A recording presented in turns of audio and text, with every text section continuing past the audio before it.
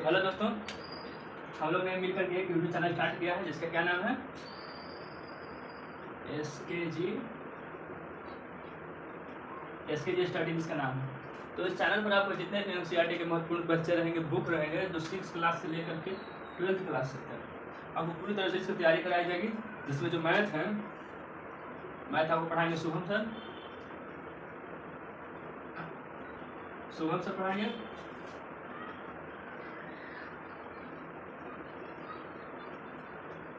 फिर पढ़ा देंगे हम, हमारा नाम सोनू है। रीजनिंग है, रीजनिंग पढ़ा देंगे आपको अनुभव सर।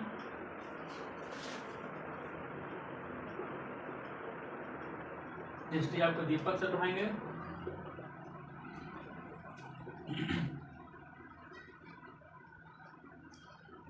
ये सारे विषयों के तैयारी कराई जाएगी और भी विषय कलेक्ट किए जाएंगे। जब टीचर और भी टीचर आ जाएंगे कुछ समय के बाद, एक सप्ताह के बाद आने वाले हैं, तो आपको इसके साथ साथ जितने भी और भी सब्जेक्ट है, हिंदी इंग्लिश सभी की तैयारी प्रमुख रूप से कराई जाएगी। तो आज हमारा इंट्रोडक्शन है, इसमें मैथ पढ़ाएंगे कौन? शुभम सर। ज्योग्राफी हम पढ़ा देंगे, रीजनिंग पढ़ा देंगे अनुभव सर, और हिस्ट्री पढ़ा देंगे दीपक सर। तो हम आज पढ़ाने वाले हैं क्या? ज्योग्राफी पढ़ाएंगे, जियोग्राफी। आज हम जियोग्राफी पढ़ेंगे। तो जियोग्राफी का चैप्टर है वो हम किस लिए पढ़ते हैं? ताकि हम पृथ्वी के जितनी भी संरचनाएं हैं, आकृतियां हैं, सभी का अध्ययन कर सकें। ब्रह्मांड है, चांद है, वगैरह वगैरह का अध्ययन कर सकें इसमें जियोग्राफी में। इसको मिटा देते हैं पहले। इसके क्या पढ़ेंगे जियोग्राफी में? जियोग्राफी चैप्टर 1 पहले पढ़ने से पहले जान लेते हैं हम लोग कि जियोग्राफी कहते हैं किसको। ये जो जियोग्राफी है यानी भूगोल, इसको क्या कहते हैं? भूगोल, इंग्लिश में जियोग्राफी। जियोग्राफी का जिसमें जियो और ग्राफी की वजह से क्या बना है? जियोग्राफी बना। जो जियोग्राफी है वो यूनान शब्द से आया है। कहाँ से आया है? यूनानी शब्द है। जिसमें जियो का अर्थ हो गया भू और ग्राफ का हो गया अध्ययन। अध्ययन यानी पूरा कुल मिलाकर बोला जाए तो जो भूगोल है वो भूमि का अध्ययन क्या कहलाता है? भूगोल कहलाता है। इसमें हम रिसर्च का अध्ययन कर सकते हैं। पर्वत, पहाड़, नदियाँ, बांध, संसाधन, जनसंख्या और इस तरह से कई टॉपिक पर पढ़े जाते हैं इसमें जियोग्राफी। ये जियोग्राफी है जिसके जनक कौन है? इरेटोस्थनीज। जनक कौन हो गए? इरेटोस्थनीज। इरेटोस्थनीज को जियोग्राफी का जनक कहा जाता है। ये क्या थे जो इरेटोस्थनीज थे?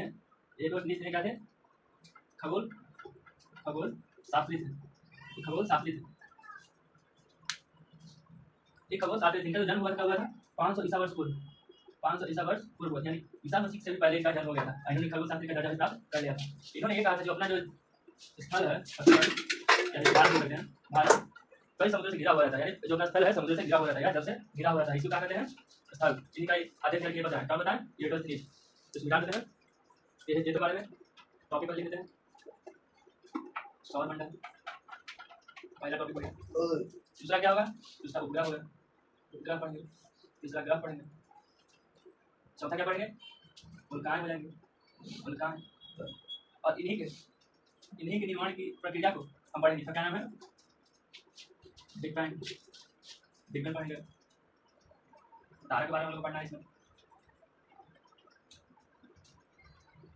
पृथ्वी के बारे में पढ़ना है, पृथ्वी की दिशाएं क्या है, कहाँ से जाती है, कितनी दूरी है सूर्य से पढ़ेंगे। ये जो सातवां है इसे पढ़ेंगे तारामंडल। ये अपना मेन टॉपिक है। इसको अपलोड कर लीजिए, स्क्रीनशॉट ले लीजिए। इसको बिठाने वाले हैं, बिठा देते हैं इसको। तो चालू करते हैं बिग बैंग। बिग बैंग किससे कहते हैं? ये जो बिग बैंग है इसकी शुरुआत कैसे हुई थी? एक बिंदु के आकार में, जैसे इतना इसका नोक कैसा है, उतने ही नोक पर पूरा ब्रह्मांड का वजन यानी जिसका द्रव्यमान और इतना अधिक तापमान था, बहुत अधिक तापमान था। इसी बिंदु के पॉइंट पर एक अचानक विस्फोट हुआ। किसी कारणवश इस पर अचानक विस्फोट हुआ और इस विस्फोट से इतनी सारी ऊर्जाएं एवं पदार्थ निकले, बहुत सारी ऊर्जा निकले, इतना सारा ऊर्जा निकला कि आगे चल कर पदार्थ के निर्माण करने लगे थे। तो पॉइंट है, इससे कई ऊर्जाएं निकली, बहुत सारे ऊर्जाएं इधर उधर चलने लगी। जो पॉइंट था इस टाइम पर ना ही समय था और ना ही कोई जगह थी, इसी के दौरान जब ये विस्फोट हुआ तभी स्थान, जैसे कि अभी अंतरिक्ष में कितना जगह है, इसी के कारण वहाँ पे अंतरिक्ष का स्थान ही बना। तो समय भी इसी से चालू होना है। पहले समय था, इसी के चालू आरंभ होने से समय की प्रारंभ हो गया था। तो ऊर्जा का अनंत फैलाव हुआ। इस महाविस्फोट के कारण ऊर्जा का अनंत फैलाव हुआ। ये कब हुआ था? 13.7 बिलियन साल पहले, यानी 13.7 अरब साल पहले इस छोटे से पॉइंट पर एक अचानक विस्फोट हुआ, जिसके कारण अनंत ऊर्जाएं इस ब्रह्मांड में फैल गई। यही ऊर्जाएं आगे चल करके परमाणुओं का निर्माण करने लगी। इसका निर्माण करने लगी परमाणुओं का। यही परमाणु आपस में जुट करके अणुओं का निर्माण करने लगे, और यही अणु आपस में जुट करके एक सॉलिड फॉर्म में आ गए। क्या आ गए? सॉलिड फॉर्म में, यानी कि पत्थर, जो आजकल के पत्थर होते हैं, वैसे वैसे इनका निर्माण होने लगा था। एकजुट होकर के उल्काएं का निर्माण करने लगी थी। जो यही उल्काएं आपस में जुट करके ग्रहों, उपग्रहों, इन सब उपग्रहों का या उल्काओं का निर्माण करने लगी थी। जो अपना सौर मंडल है, और इसके बारे में एक कथन ये कहा जाता है, इसको प्रमाणित कैसे किया गया था? जो नासा है, नासा के द्वारा 2001 में एक अनुसंधान किया गया था, यानी एक प्रयोग किया गया था, जिसका नाम था मैप। इसका क्या नाम था? मैप। इसमें यह बताया गया था कि इसमें पैमाना कैसे लिया था। मान लीजिए अपना आकाश गंगा है और ये है, 1 साल पर इसका निरीक्षण किया, यानी देखा कि इसका दूरी कितना है। तो मान लीजिए इसका दूरी 5 लाइट ईयर है, यानी 5 प्रकाश वर्ष है, और अगले साल जब किया तो 6 प्रकाश वर्ष हुआ। इसी के कारण यह पता लगा कि अपना जो ब्रह्मांड है धीरे धीरे फैल रहा है। इससे क्या पता चलता है कि अपना ब्रह्मांड फैल रहा है। ये तो बिग बैंग की स्टोरी हो गई। अब पढ़ते हैं इसका सौर मंडल। सूर्य, इसको तारा कह सकते हैं। तारों, ग्रहों, उपग्रहों,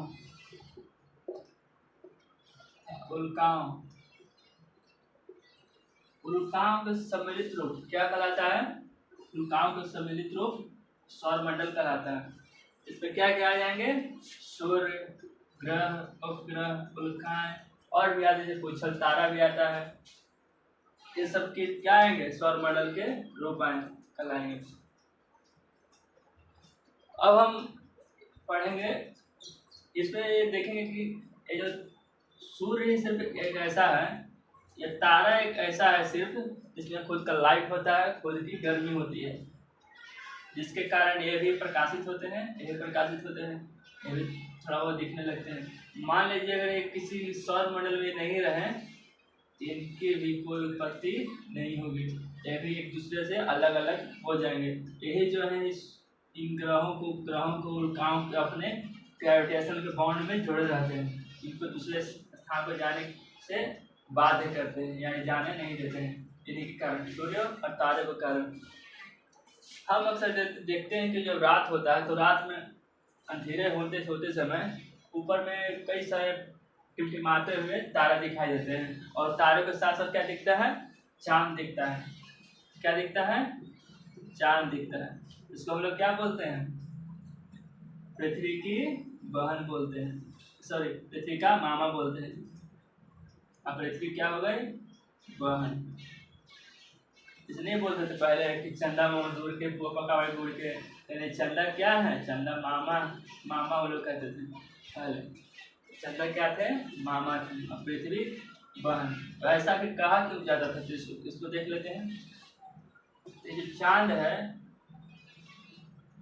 हमारे पृथ्वी के, पहले क्या हुआ था, जब इसकी ग्रहों की उत्पत्ति हो रही थी, जब पूरे लावा के घिरे हुए थे, पूरी तरफ चारों तरफ आग ही आग, सिर्फ लावा है, लौह इस्पात जैसे यहाँ पर खनिज, पूरा लाल रेड रेड कलर का। इससे पहले क्या कहते थे?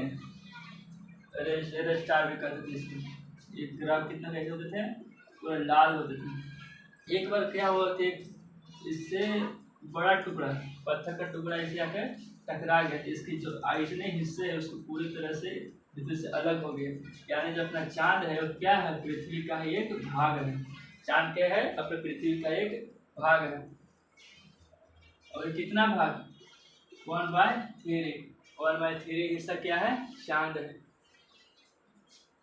जब फुल मून होता है, फुल मून कब, पूर्णिमा को।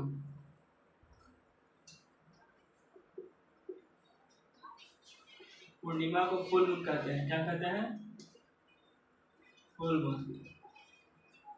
फुल मून कहते हैं इसको। फुल मून क्यों कहते हैं, ये चांद है और ये सूर्य है, इसे जो प्रकाश निकलती है, ये जो प्रकाश निकले, ये जो प्रकाश निकले इसको 69% हिस्से पर प्रकाशित कर देती है। 69% हिस्से को प्रकाशित कर देती है। कब, पूर्णिमा के समय। तब हमें चांद बड़ा दिखाई देता है और बहुत ही चमकीला दिखाई देता है। कब, पूर्णिमा के टाइम पे। लेकिन इसके विपरीत एक अमावस्या आती है। क्या आती है, अमावस्या आती है। अमावस्या की रात देखेंगे हम लोग, उस दिन चांद दिखता ही नहीं है, पूरा अंधेरा, चारों तरफ अंधेरा ही दिखाई देता है।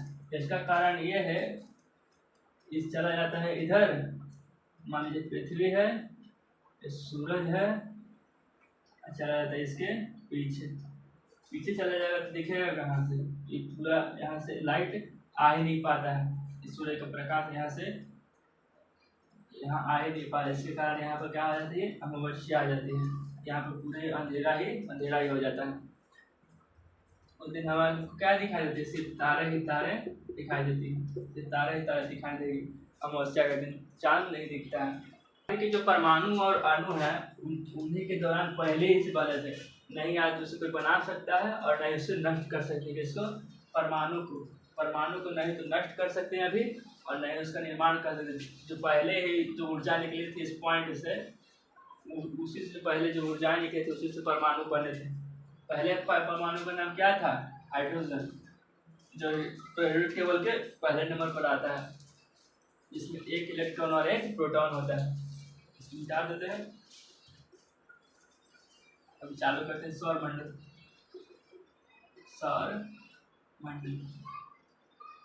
सौर मंडल देखते हैं फिगर से। सौर मंडल में सबसे प्रमुख कौन होता है, सौर मंडल में सबसे प्रमुख हो गया सूर्य। उसके बाद सेकेंड नंबर पे आ गया बुध आ गया। थर्ड पोजीशन पे शुक्र, और सेकंड पे शुक्र आ गया। थर्ड पे पृथ्वी आ गया। उसके बाद मंगल, जो मंगल मिशन हुआ था पृथ्वी के द्वारा इसी पर हुआ था, मंगल मिशन हो गया, मंगल हो गया। उसके बाद मंगल यहाँ पे यानी बृहस्पति के बीच में एक पत्थर जैसे पत्थर की बहुत सारी ऐसे ऐसी उल्काएं होती जो इसी तरह से, जैसे ये ग्रह चक्कर लगाते हैं उसी तरह से ये इसका चक्कर लगाती है। किसका, सूर्य का। बृहस्पति हो गया। इसके बाद कौन आ जाएगा, इसके बाद आ जाएगा शनि।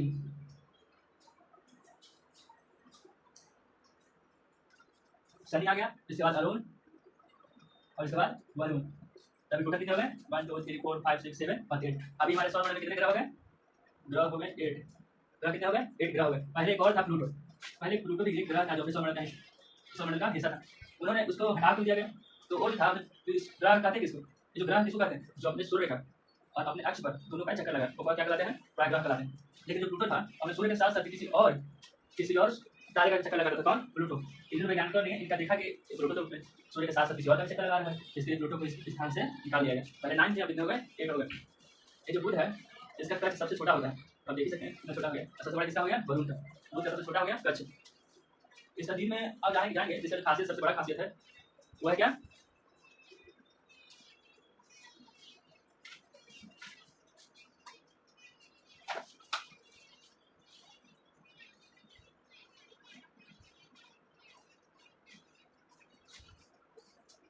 इसका सबसे बड़ा खासियत इसके पास चुंबकीय क्षेत्र होना, चुंबकीय क्षेत्र इसका ही सबसे बड़ा खास है कि ये इलेक्ट्रोमैग्नेटिक ऐसे ऐसे एक चुंबकीय क्षेत्र बनाते हैं जो इस प्रकाश के आने वाली अंगारे के थोड़ी थोड़ा रुकता है।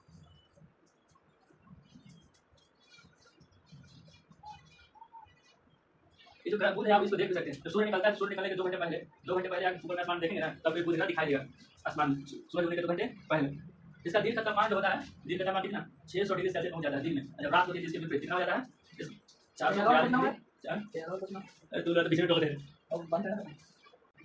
इसका कितना बता रहे थे, इसका जो अंदर तापमान बहुत अधिक होता है। यही एक लौता ऐसा ग्रह है जिसका दिन में कितना 600 और रात में -420 डिग्री सेल्सियस होता है। सोचिए कितना अंतर होता है दिन और रात में। रात में 420 और माइनस में बिल्कुल भी जाने का मौका नहीं मिले, और दिन में कितना 600 डिग्री सेल्सियस। कितना इधर थोड़ा बढ़ाएंगे तो लोहा भी हिल जाएगा।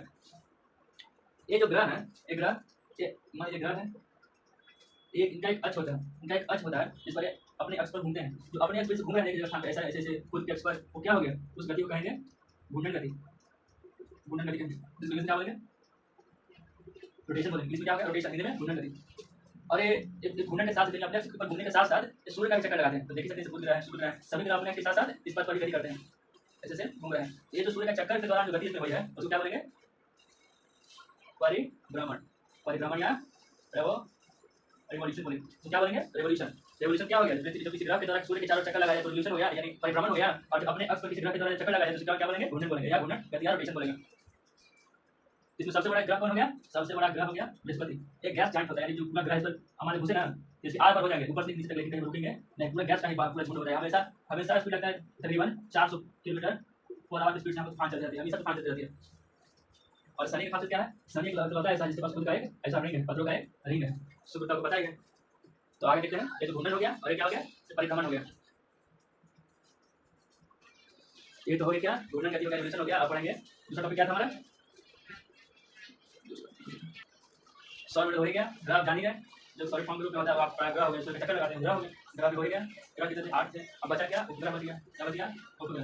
दोस्तों जब समझ रहे हैं इस ग्रह है, ग्रह अपना ग्रह जैसे पृथ्वी है, पृथ्वी का कितना उपग्रह है, पृथ्वी का कितना उपग्रह है एक, जिसका क्या नाम है मून, जिसको चांद कहते हैं, एक उपग्रह है, एक उपग्रह हो गया। उपग्रह को क्या बोलते हैं सैटेलाइट, यानी जो रॉकेटों के द्वारा ऊपर भेजे जाते हैं किसी खास उद्देश्य से, पृथ्वी की तरफ घुमाने के लिए। जो मंगलयान हुआ था, चंद्रयान 3 हुआ था, वो भी किसके लिए गए थे, क्या गया था सैटेलाइट गया था। तो आगे सैटेलाइट कहते हैं किसको, या उपग्रह कहते हैं किसको, जो किसी खास उद्देश्य के लिए किसी बड़ी उल्काओं का चक्कर लगाए वो क्या कहलाते हैं उपग्रह कहलाते हैं। उपग्रह कहलाते हैं, क्या कहलाते हैं उपग्रह कहलाते हैं। तो उपग्रह का भी हो गया खत्म। आगे क्या था फिर थोड़ा पृथ्वी के बारे में। पृथ्वी एकमात्र ऐसा ग्रह जिस पर जीवन की संभावना है, संभावना का जीवन है। ऐसा ऐसा क्या है पृथ्वी पर, जैसे जीने के लिए क्या चाहिए हमारे जीवन को, हम लोग क्या चाहिए पानी चाहिए, पानी या जल चाहिए, और क्या चाहिए जलवायु, जलवायु की जलवायु उपयुक्त जलवायु या क्या बोल सकते हैं ऑक्सीजन चाहिए। और क्या होना चाहिए जीने के लिए प्रकाश, न कम मात्रा में और नहीं ज़्यादा मात्रा में, मध्यम में। जो अपना पृथ्वी है वो भी एक ऐसे जोन में आता है, पृथ्वी या सूर्य जो पृथ्वी का जो ऐसा जिस पर रेवोल्यूशन करता है, ऐसा रेवोल्यूशन करता है जिस पर करता है वो एक सेफ जोन है, सेफ जोन है जिस पर जीवन अगर कोई दूसरा ग्रह रहता उसके पास पानी रहता तो एक उपयुक्त वातावरण जैसा बना जिसमें जीवन यापन हो सकती है। आज जितने भी ऐसे ग्रह खोजे गए हैं इसमें क्लाइमेट तो है ऐसे स्थान पर है जैसे हमारी पृथ्वी है, लेकिन वहाँ पर जल है और नहीं पानी, अनसूचित की संभावना है। तो पृथ्वी पर क्या है जीने के लिए पानी चाहिए, जलवायु भी चाहिए, सब चीज़ें हो गया, प्रकाश नहीं ज़्यादा चाहिए नहीं कम चाहिए, जितना उपयुक्त हो उतना चाहिए। तो जब हमारे ब्रह्मांड बन रहा था उसी समय किसका निर्माण हो गया था, ग्रह का निर्माण हुआ, तो उसी से किसका निर्माण हुआ उपग्रह का हो गया। वैसे से टकराव के कारण जो मून है, मून उसी के टकराव के कारण क्या बन गया पृथ्वी पर टकराव के कारण मून निकल गया उससे, तो क्या बोलते हैं पृथ्वी की बहन बोलते हैं। ये जो पृथ्वी है, जो पॉइंट करते हैं, जो पृथ्वी है अपने सौर मंडल में पांचवा बड़ा ग्रह है। पांचवा सबसे बड़ा ग्रह पृथ्वी है अपने सौर मंडल में। पृथ्वी हो गया, पृथ्वी जिसका विश्वकीय व्यास है, यानी कि विश्वत जहाँ रेखा होती है वो व्यास 12,756 किलोमीटर कितना है 12,756 किलोमीटर। लेकिन जो ध्रुवीय व्यास है ये व्यास ये कितना है 12,714। तो ऐसा क्यों है, यहाँ 12,714 और यहाँ 12,756 है। तो जो पृथ्वी का जो ऊपरी भाग है थोड़ा थोड़ा साइड धंसा हुआ है, यानी पूरी तरह वो नहीं है ना अंडे की तरह, संतरे की तरह थोड़ा ज़्यादा नहीं है, थोड़ा सा पार्ट ऊपर से इसके कारण संतरे के कारण, जिसके कारण इसे व्यास कितना है ध्रुवीय व्यास हो गया 12,714 और इसका विश्वकीय व्यास 12,756 किलोमीटर है। कितना है 12,756 किलोमीटर। अभी देखते हैं विश्वकीय व्यास, विश्वकीय रेखा की पूरी विश्व क्या हो गया। तो अपना जो ग्रह है ग्रह हो गया कुछ बोलने की मान लीजिए पृथ्वी हो गया, इसको 2 टुकड़ों में काट दिया हम लोग, 2 टुकड़ों में काट दिया, ऊपर नीचे हो गया। ऊपर कौन सा दिशा होता है उत्तर, और नीचे क्या होता है दक्षिण होता है, ऊपर होता है नीचे में दक्षिण, इधर में ईस्ट, यानी कि पूर्व, और इधर हो गया पश्चिम। तो जो एक वह रेखा जो पृथ्वी को दो बराबर भागों में विभाजित करती है वो क्या कहलाते हैं? उसे कहते हैं विषुवत रेखा। विषुवत रेखा वह रेखा जो पृथ्वी को दो बराबर भागों में विभाजित करती है क्या कहलाती है? विषुवत रेखा। ये जो विषुवत रेखा दो बराबर भागों में बांटी है, एक ऊपर हो गया, एक नीचे हो गया। जो ऊपर का भाग होगा उसको क्या बोलेंगे? उत्तरी गोलार्ध। तो क्या हो गया? उत्तरी गोलार्ध, उत्तरी गोलार्ध हो गया। नीचे का क्या हो गया? दक्षिणी गोलार्ध हो गया, दक्षिणी गोलार्ध हो गया। अब इसी में क्या होता है, इसी में आ जाएगा एक और रेखा नीचे में और एक रेखा ऊपर में, ऊपर में एक रेखा नीचे में एक रेखा। ऊपर वाली जो रेखा इसको क्या बोलेंगे? कर्क रेखा। क्या बोलेंगे? कर्क रेखा। और नीचे वाला जो है उसको बोलेंगे मकर रेखा। ऊपर वाला क्या हो गया? कर्क रेखा, नीचे वाला मकर रेखा हो गया। ये जो अपना पृथ्वी है आप सोचते हैं कि ऐसे खड़ा, लेकिन ऐसा नहीं है, 90 डिग्री पे नहीं है। इसका ध्रुव 90 डिग्री पे है, लेकिन ये टिल्ट है, यानी कि ये ऐसे झुका हुआ है। इसका जो एक्सिस है वो ऐसे नहीं घूमने, जब थोड़ा ऐसे ऐसे घूमता है, यानी कितना है इसका ध्रुव, और इसका ध्रुव 90 डिग्री पर है ही, लेकिन ये जो है मान अगर विषुवत रेखा पर एक लंब डाला जाए, लंब डाले है जो ध्रुव से मिलाती है ये है, और इसके यानी कि जो अक्ष है उसका दूरी डिग्री देखा जाए कितना हो जाएगा? 23.5 डिग्री। अब बड़े में कितना हो गया है? कितना डिग्री? 23/1/2 डिग्री हो गया। किसी के बीच विषुवत रेखा पर जो लंब डाला गया वो और अक्ष के बीच, यानी ध्रुव और अक्ष के बीच में कितना डिग्री हो गया? 23.5 डिग्री। और जो ये विषुवत रेखा है और ये अक्ष, विषुवत रेखा और अक्ष के बीच कितना हो गया? 66.5 डिग्री, यानी 1/16 1/2 हो गया। इसकी जो दिशा है कैसी है? पश्चिम से पूर्व की ओर। ऐसी पश्चिम से east to west, sorry west to east, यानी पश्चिम से पूर्व की दिशा में घूमती है। क्यों? पृथ्वी घूमती है। ये सूर्य का चक्कर लगाने में अपने अक्ष पर कितने दिन घूमती है? 24 घंटे में, 24 आवर में अपने अक्ष पर पूरी तरह से परिक्रमा कर लेती है। अपना अक्ष पर कितना स्पीड चलती है? 1610 किलोमीटर पर आवर की स्पीड से अपने अक्ष पर घूमने करती है। तथा ये अपने कितना स्पीड से घूम रही है? 1610 किलोमीटर की स्पीड से। लेकिन जब पृथ्वी का चक्कर लगाती है इस तरह से, पृथ्वी का सूर्य का चक्कर लगाती है तब उसका स्पीड कितना होता है? इसका स्पीड होता है 30 किलोमीटर पर आवर। ये कितना दिन पूरा कर लेती है? 365 दिन और कितना? 6 घंटे और कितना? 48 मिनट और कितना? 46 सेकंड, यानी 365 दिन 6 घंटे 48 मिनट और 46 सेकंड में एक पृथ्वी सूर्य की पूरी परिक्रमा को पूरा कर लेता है। कौन? पृथ्वी कर लेता है। और देखते हैं ये जो अपने अक्ष पर घूम रहा है, अपने अक्ष पर घूम रहा है, मान लीजिए यहाँ पे सूर्य है, ठीक, यहाँ से सूर्य का प्रकाश आया, यहाँ सूर्य का प्रकाश आ रहा है, यहाँ पे पड़ा, ये रुका नहीं, घूम रहा है अपने अक्ष पर। तो जितना भी है, जितना जो प्रकाश इसका सूर्य आ रहा है वहाँ पर दिन हो गया, और जब इसके पीछे का साइड है वो तो रात है, वैसे इसके अपने अक्ष पर घूमने के कारण, यानी इसके पृथ्वी को घूमने के कारण दिन और रात होते हैं। और ये जो सूर्य के चारों चक्कर लगा रहा है, इसके कारण क्या हुआ? ऋतु में परिवर्तन, मौसम परिवर्तन है। इसमें ठंडी आए, गर्मी आए, सर्दी आए, बरसात आए, इसी तरह से मौसम के चेंज हुए। इसमें बहुत सारी अधिक मात्रा में जल उपस्थित है। कितना है? जल उपस्थित है इसमें। इसको क्या कहते हैं? पृथ्वी को नीला ग्रह कहते हैं। नीला ग्रह कहते हैं किसको? पृथ्वी को। जल की बहुत अधिक मात्रा होने के कारण इसको नीला ग्रह कहते हैं। ये हो गया पार्ट 1 चैप्टर 1 का, पार्ट 1। अब नेक्स्ट एपिसोड जो आएगा इसका पार्ट 2, तो पूरा चैप्टर को खत्म कर दिया जाएगा 6 का। पार्ट 1 हो गया, नेक्स्ट आएगा कल आएगा पार्ट 2 आएगा, कल इसका पार्ट 2 आ जाएगा। तो बने रहिए हमारे चैनल को, सब्सक्राइब करें, लाइक करें और शेयर करें। क्या करें? शेयर करें और सब्सक्राइब करें।